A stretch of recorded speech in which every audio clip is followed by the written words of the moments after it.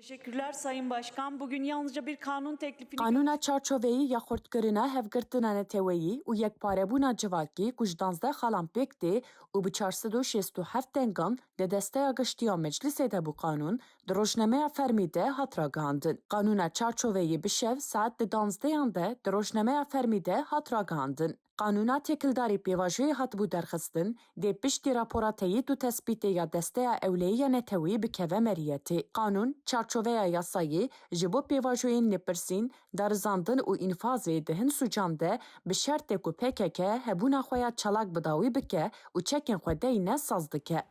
Hepiniz hoş geldiniz.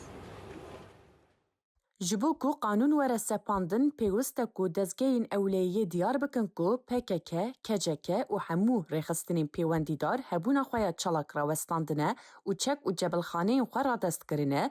Ev tespît bi biryareke desteya ewlekariya neteweyî were piştrast kirin û biryar di rojnameya fermî de were weşandin. Kanûn dest nîşan dike ku piştî bi cîhanîna vê şertê lêpirsîn, dozgerî û bi cîhanîna hin hukmên têkildarê sûcên taybetî dikarin werin paşxistin. Li gorî kanûnê kuştina bi zanebûn a ku di çarçoveya çalakiyên sûcên rêxistinkirî de hatiye kirin û sûcên ku berî 1 Hezîran 2005 hatine kirin ku cezayê hepsa heta hetayê an jî hepsa heta hetayî girankirî distînin ji çarçoveya wê têne derxistin. Her wiha lêpirsîn û dozên ji bo sûcên ku cezayê wan 15 salan kêmtir e dê 5 salan werin paşxistin.